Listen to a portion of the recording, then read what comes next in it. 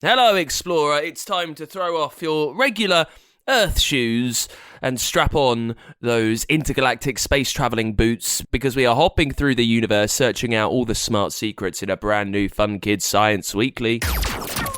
My name is Dan. This is the smartest show in the history of the galaxy. Hello, bonjour, salut, konnichiwa. You see, we're talking languages today. Have you ever wondered why someone from Portugal, maybe, doesn't speak Spanish?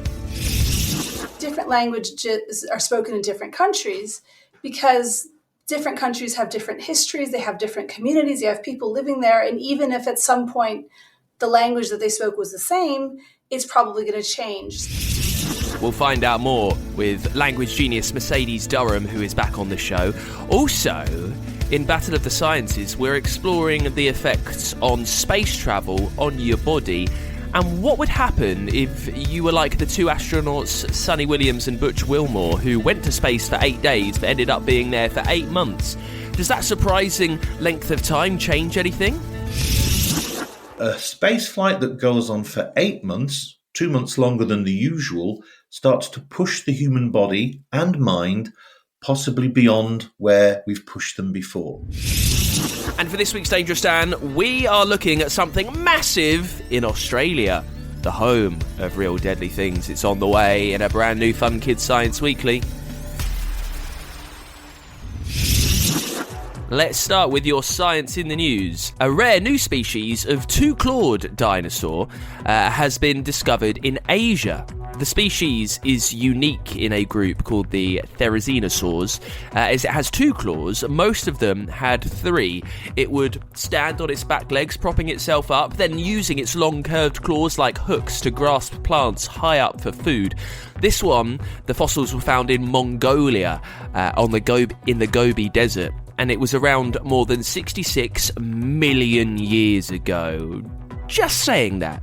66 million years ago.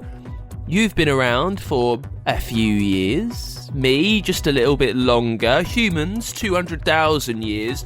These dinosaurs were around 66 million years ago. Isn't it bonkers and mind-blowing that we can discover things that walked our planet way back then? Also, more than 20 million trees will be planted across more than 6,000 acres of new woodland to make a brand new national park in England. It's called the Western Forest, and it helps the government try and make 16.5% of the UK covered in woodland. It's a legally binding promise that they've made, so they've got to do it. It's happening around the city urban areas of Bristol and Gloucester, out in the west of the country, and it's hoped to make a big difference to water quality, to flood resistance. It's near rivers, and it's hoped that it'll bring people closer to nature. And our final story this week, the mysterious force known as dark energy, which is believed to drive the expansion of the universe, might be changing in a way that completely challenges what we know about time and space. There's a lot going on, and a lot to get your head around. Let's try and unpack it. Dr. Francisco Diego joins us. Francisco, thank you so much for being there. So let's start with dark energy. This is a huge concept. Can you just try and explain exactly what we think it is? Well, it's a pleasure to be here again, and it's a fascinating topic. I will say, don't expect big answers because there aren't any yet, but it's a big mystery. Hence the name of dark energy. It's a kind of energy that we don't know what it is. We call it dark because we are in the dark. It's not the energy is dark as we are in the dark. So we don't know what it is, but we know how much it is. How much of that is there in the universe? So in fact, the whole universe is made out of the energy we can see, the materials that we can see, the stars, the sun, the planets, etc. And all this is what we call the bright matter, is the proper matter that we can see. And that is only 4% of the universe. About 25%, give or take, about 25% of the universe is a different kind of matter. People call it dark matter, but it's not dark, it is transparent. It should be called transparent matter, really. And again, we don't know what it is. We know it has particles. The only thing we know is that it has gravity. And this is how we know that it is there. And this is how we know how much of it is there, about 25%. And all the rest, which is almost 3/4 of the universe, 3/4 of the universe is what we call the dark energy. We don't know what it is. Now, dark matter and dark energy, I think they are related somehow to the force of gravity. And if you ask me what is gravity, you will get a big silence. Here's what we do slightly understand, Francisco. And if you're listening in and you've been very speedy in downloading and following this podcast, so Saturday evening is there is an eclipse, I believe. Something exciting's happening in the sky, Francisco. Can you tell us more? Yes, of course. In fact, as you called me now, I was testing some solar filters outside in the garden with my telescope, special solar filters for the solar eclipse. That will happen on Saturday morning at 10, depending on where you are, but more or less depending on parallax, because in different places on the Earth, the timings are a little bit different. But roughly at 10 o'clock in the morning with 7 minutes, 10:07, the moon will start coming in front of the sun, producing a partial eclipse. And then an hour later, more or less, you will see the maximum occultation of the sun, which will be only about 1/4 of the diameter of the sun. It will have it will look like a biscuit that you have had a little bite in the biscuit, and that is what it looks like. And then an hour later again, then about 1 o'clock, 12 o'clock, the moon will leave the solar disk, and that will be the partial solar eclipse, which is an interesting thing to see. But I have to warn people that you really need to have very good protection. The sunglasses are not good enough. You really need to have proper special glasses to look at the sun, special filters to look at the sun in order to observe this. Or sometimes you have clouds and the clouds make the sun a little obscure, but this is very difficult. Sometimes you can see the eclipse through the clouds if you can. The same thing as you see a sunset.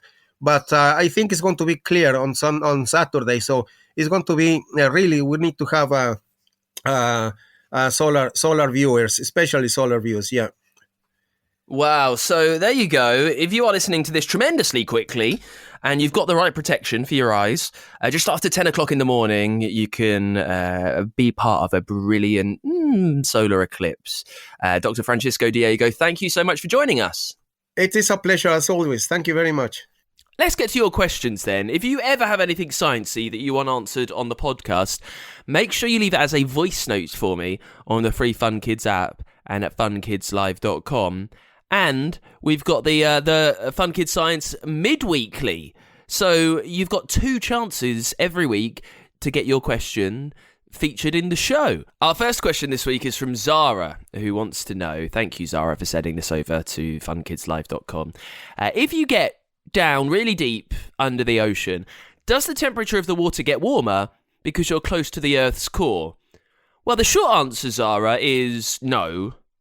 The long answer is there's a few reasons why that doesn't happen. You see, the water in the ocean, I mean, it's far down, but it's still quite far away from the core, miles and miles away, really. Also, our ocean water is mainly heated by sunlight.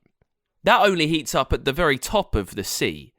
As you get down deeper, the sunlight isn't travelling down far enough. It's pitch black and it's freezing because there's nothing from the top to warm it up. Also, the water at the bottom of the ocean has been there for ages. There isn't a lot of tide. There aren't many currents down there. So it's kind of stagnating, just down at the bottom, losing all its heat, not doing anything. Also, remember, warm things rise. They do that because they are less dense. They are lighter than the cold stuff, which is heavier. So all the cold water is sinking to the bottom, which means it's colder the deeper you get into the ocean, Zara, for all of those reasons. Thank you so much. Let's get on another one, sent in as a voice note by Evan. What do you have, Evan? This is my question. Why do countries speak different languages? Well, Evan, thank you for your question. Why do countries speak different languages? Let's get the answer.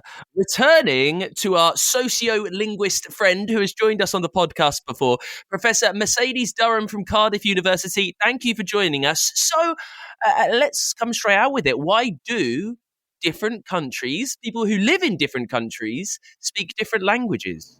Hello, thanks for having me again. Well, if you think about why different countries have different languages, you can think about it in sort of different ways. And one way to think about it is that how our language reflects our culture and who we are, and just more generally, how language changes. And as long as a language is spoken, it's going to become different over time. So basically, different languages are spoken in different countries because different countries have different histories, they have different communities, you have people living there, and even if at some point the language that they spoke was the same, it's probably going to change. So an example would be if you think of the Roman Empire. With the Roman Empire, Latin was spoken across large parts of Europe, where you have, for example, Italy, France, or Spain today. And at the end of the Roman Empire in the sort of 5th century, they became more independent countries or different states or different kingdoms of different parts, and they gradually changed. So although at one point they might have spoken the exact same language or very similar languages, nowadays you have Italian, you have French, you have Spanish, you have Portuguese, which have a lot of similarities, but they are different languages. So that's why basically partly we end up with different languages in different countries, because with time, language changes. You say time there. How long do we see the stretch of time where languages might start to change? It depends on the amount of contact there is. Usually it is fairly long. So if you imagine British English and American English, they're different varieties. There's a lot of words that are different, pronunciations, bits of grammar and things like that, but they're not completely different. You can still understand that as a single language. So in that sense, the time has to probably be a bit longer, but there's also cases where if there's less contact. In the 21st century, it's harder to imagine that we can't talk to people at the other side of the world or listen to music from a different country or a movie. But at one point, there was a lot less contact. It was a long boat ride over or something like that. So then with less contact, the changes would come faster. And this happens at some scale all around the world. If you think a lot of people listening to this podcast they'll speak a form of British, maybe with a different accent from different parts of the world. But if we go to more other parts of the world, they'll be speaking something that sounds completely different with different ways of using the mouth. How do those kind of languages work? How do they merge with each other? And how can one part of the world be so utterly, alien in their language to others? Well, I guess if you go back to that language change things, languages evolved over time, and some languages are in the same language family, although we don't necessarily recognize it when we talk to each other, when we don't fail to talk to each other. And there's other languages that are in different language families historically. And of course, depending on what language family you have, you might have a different set of sounds available to you and different ways of using your mouth and speaking and doing things like that. So there's that history side, originally separate languages coming out again. And it could be a power tool, right? So if we're thinking of where we are in the UK. So 1,000 years ago, we were made up of, there were a lot of what we call the Anglo-Saxons. And then in 1066, the Normans came over from a different part of Europe. And how much of a forced play of power was it that, no, we're in charge now, you're speaking our language? Absolutely. So language and power is always a really important thing to consider. So why do we value certain languages or certain types of languages more than others? And for your example, 1066, when the Normans came over, French, or Norman French, let's say, was the main language spoken in the court, whereas English, which at that time was quite different from how it is now, but it's recognizable in some ways to what we have now, was not the language of the court. So it was a sort of lower status language. So for a long time, French was a language you wanted to speak to have power. And if you spoke English, you didn't have power. And that gradually changed over a few hundred years. English became important again. But the English that we speak today has tons of French words. There's a lot of words that come from French, and it's because of that period. And so contact with other languages also changes our language. So English has power now within the UK, but it hasn't totally forgotten the bits when French was important too, because it's still got a lot of the words. When we think of, again, where we are here in the UK, I mean, since then, in the last 1,000 years, even shorter 500 years ago in Shakespeare's time, they would have spoken a much different language than we do now. Yet it's still the same place with still the same types of people. Why do languages change on that small scale, even amongst a similar culture? In some ways, a language, as long as it's alive, will change. So dead languages don't change anymore. If nobody speaks a language anymore, it's always going to stay the same. But as long as it's alive, people will see new things, or they'll have new ideas, and they'll come up with new things that they want to talk about. Or they might simply say, well, we're different from that town 20 miles down the road. Gradually, we're going to say more about this, pronounce things this way or that way, not necessarily consciously. So always, as long as language is alive, people are speaking, it will change. If you think about COVID and all the words that came in around COVID time, that's how language changes. We have words that we didn't know 5 years ago that now we might use less than 5 years ago, but we still have them in our vocabulary. As a sociolinguistic linguist, someone who studies language and the way it changes, what are some brilliant examples of monumental language shifts and how we use them? Do any of those come to mind? Yeah, I mean, within English, I could give the example of something called the Great Vowel Shift. And that happened before Shakespeare, more around Chaucer's time, for example. And it meant that at one point, the way that we pronounce a lot of vowels in words like town and other things like that was pronounced in a certain way. So it'd be more like tune or something like that. And then over a period of time, a lot of one vowel change, another vowel change, all our vowels were completely rearranged. So if you actually read something from Chaucer's time, even if you could understand it, it wouldn't be pronounced the same way. And that is a very big change within the history of English, for example. Do we know why those vowels suddenly started being pronounced completely differently? That's one of the questions that we try and answer within sociolinguistics, but it's hard to know because obviously someone must have changed something first. You know, one person or a couple of people, maybe it was somebody in power who had a very strong social network, knew lots of people, and other people gradually adopted it. And we can't go back to find out who that person was and what happens, but they are very gradual. It's not that everybody went to sleep one day and then woke up and spoke differently. It was over a longer period of time, and gradually changes came in. Wow, there you go, Evan. What a full-on answer. Thank you so much, Professor Mercedes Durham. You're welcome.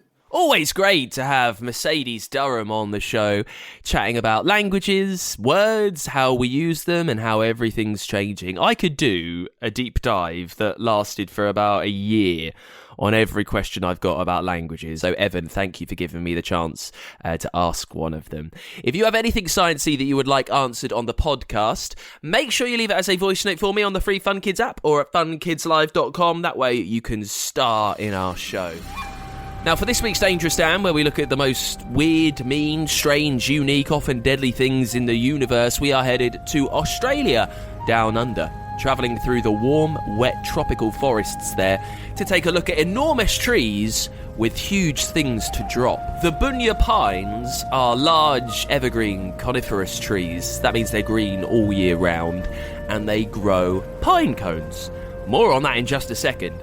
They will reach a towering height of around 50 metres. They grow long branches which spread far out and then droop as they get heavier. And the branches are arranged in size from top to bottom in like an oval shape, so it looks a bit like the silhouette of an egg. At the end of the branches, you'll find enormous pine cones. Now, these are like no pine cones you have ever seen before, unless maybe you've seen a bunya pine tree, right? They're not toxic, they're not venomous, they don't have strange sap or claws or blades, but they are massive. These pine cones grow to the shape and size of a rugby ball, some of the largest of any tree going. They can reach a weight of 10 kilograms. It's enormous, and they take a long time to get ripe. When they finally do, when they get so big, they're filled with seeds. They want to drop, they want to spread those seeds out and make some more trees. So, while the pine cones, they do the only thing they can, the branches can't hold their weight anymore, so they fall. They fall from a towering height. And just imagine that huge weight, dropping from so high up. That could be deadly if you're standing in the wrong place at the wrong time, and for that reason, This huge, very strange, very unique place in the home of Strange, Unique, Deadly Things Australia, the Bunya Pie, and it means it goes straight onto our Dangerous Dan list. For this week's Battle of the Sciences, where we try and discover once and for all, officially, definitively, what is the greatest science in the history of the universe, we are looking at what you do, how you do it, how that makes you think. We're talking occupational psychology today with Professor Craig Jackson from Birmingham City University. Craig, thank you for being there. You have 1 minute to tell us why occupational psychology is the greatest science of them all. That minute starts in 3, 2, 1, go! Why is occupational psychology the greatest science of them all? I can probably give you a few reasons why. Firstly, work is really important. The biggest single occupier of your time is sleeping. You do that for about 1/3 of your life. After sleeping, the next biggest occupier of our time while we're on this planet is work, the jobs that we do. Therefore, it's vitally important that we make sure people go into jobs that are good for them, jobs that don't kill them or poison them or shorten their lives or give them some horrible industrial disease. So there's a really important moral and ethical background to occupational psychology. We need to make sure that the jobs people do not harm them, and that ultimately nobody's health is made worse at the end of a working day than it was at the start. There you go, Craig. That's your minute. And it's given me a lot of questions. So what I'm a bit thrown by, Craig, is the word psychology here, because what you spoke about there was almost making sure the rules are in place for different companies if we get a job with them when we're older, that they are treating us well and we are healthy. Where does the psychology come into that on a personal level for us, Craig? That's a really good point. For many years, for decades, for centuries, doctors and scientists believed that our physical health was separate to our psychological health. And it was a 18th century philosopher, René Descartes, who actually came up with the idea that the mind and the body are linked. And if you have a physical problem, a health problem that affects your body, it will sooner or later affect your mind.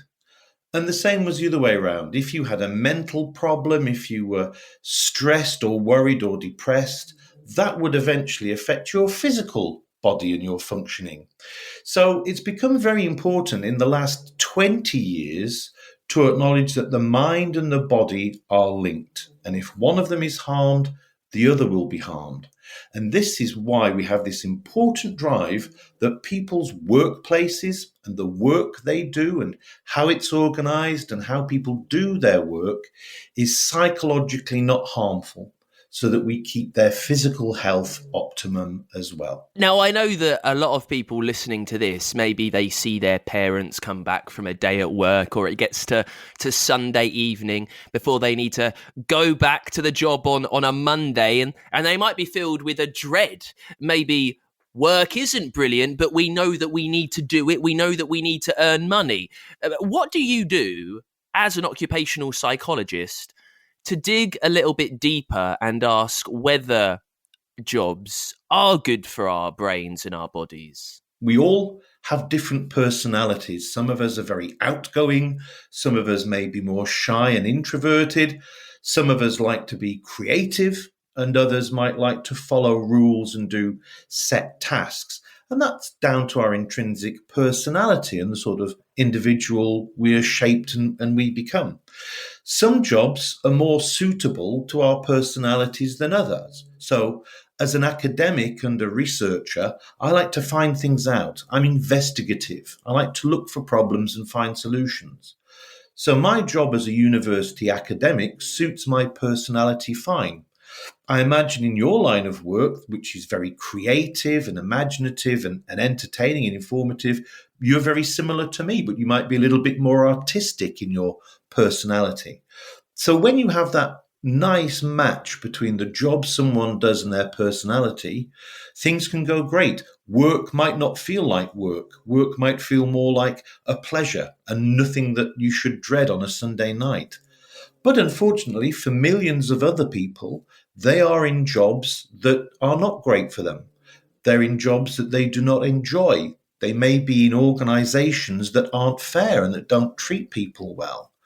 And it's those millions of workers that we want to try and help and improve, because if they stay in those kinds of jobs for too long, ultimately their health will suffer and they may, what we call, die sooner than people who are in jobs that they enjoy.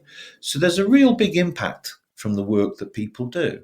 There are many jobs that need to be done all around the world, Craig, and some of them can't be as enjoyable as other jobs. But without them, well, the world won't work as well as it can do, and simple everyday tasks, things that we need to survive, won't be done. How do you learn to make those types of perhaps boring but necessary jobs a bit better for those who do them? That's a really good point. And you're absolutely right. There are lots of unpleasant jobs that are done all around the world, and often they're in dangerous circumstances. They don't pay very well, and those workers aren't treated great. I'll give you an example. I'm looking at doing some research into solid waste workers in India. And these are workers who basically deal with human excrement and poop. And they have to physically shovel dried human poop and burn it and dispose of it. As you can imagine, it's not very pleasant work. And it's what we call the 4Ds. It's demanding work, it's dangerous work, it's demeaning work, and it can sometimes be deadly. And people don't like to do jobs like that. So what we need to do is try and make the risks involved in that work less obvious. One example is giving workers protective equipment, or getting workers to use machinery and tools that keep them away from the human poop that they're dealing with, possibly even getting them to use robots instead of humans. That cuts down the risk factor. And on the other end of the scale, Craig, we think of maybe jobs that so many people might dream of, say being an astronaut, for instance. And a big story that's been in the news over the last year has been the two American astronauts who went up to the International Space Station thinking they'd be there for a few days. They ended up being stuck there for 8 months. Now, in your work as an occupational psychologist, I know that you've been digging into the impact of them being up there for such a surprising amount of time, what it might do to their mental health and also to the job of being an astronaut. Could you just take us through some of the things that you've found? It's no coincidence that most astronauts tend to be former pilots from the US or other countries' military or Navy or Air Force, because they are physically fit and mentally robust individuals. So screening people before we jettison them off into space is a very complicated and long and rigorous process to make sure that we select the best of the best. But even so, when the best of the best go into these extraordinary, unusual, and dangerous environments, things can go wrong. And this is the example you mentioned there with the Starliner, with our two astronauts spending 8 months in space instead of the 8 days. And we know that routine space flights, which usually last about 6 months, can take a very strong toll on the body, less on the mind. But a space flight that goes on for 8 months, 2 months longer than the usual, starts to push the human body and mind possibly beyond where we've pushed them before. We always finish, Craig, with the same question, no matter what expert is joining us. If I were to throw you forward decades towards the end of your time as a scientist, what's the one question that you really want answered? What do you want to be discovered to know in your field? I'd like to know, why do the people who work sitting down get paid more than the people who do their work standing up? That doesn't make sense to me. Wow! What a simple but absolutely mind-blowing question. Occupational psychology. Something a little bit unexpected, I feel, but it's posed so many questions to get to near the top of our Battle of the Sciences leaderboard. Professor Craig Jackson, thank you for joining us. Well, thank you so much to Craig Jackson for coming on, telling us all about occupational psychology, in particular, what it means for astronauts who get, stuck in space, which is a strange place to get stuck because it's massive. But those astronauts who get stuck in space for a much longer time than they expect, I tell you what, we can have a little trip up there ourselves right now.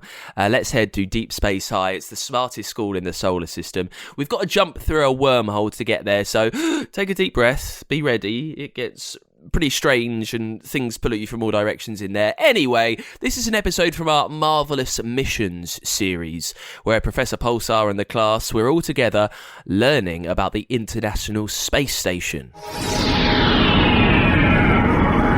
Jump into a wormhole and travel to Deep Space High, the school in space. But hurry, because lessons are about to begin.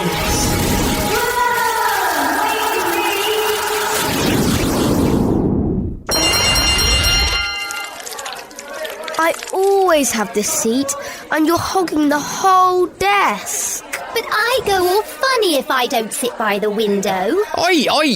Break it up and settle down. You lot, you're spoiled. Spoiled rotten. What with your comfy seats and artificial gravity keeping your feet on the ground, not everyone in space is as lucky. I said quiet! Thank you. This strikes me as the perfect opportunity to visit a lab that does an awful lot more than this class, and with a lot less. I mean, of course, the International Space Station that's orbiting around Earth. I've seen it. Well, I saw it as a tiny dot moving across the sky. You know you can find out on the internet when it's passing and look out for it. Yep, that's the one. Well, you're going to see it a lot closer than that because we're going to hop into the 7th dimension so we can pay them a visit. They won't even know that we're there. But any misbehaviour and I'll be leaving you in the 7th pigging dimension.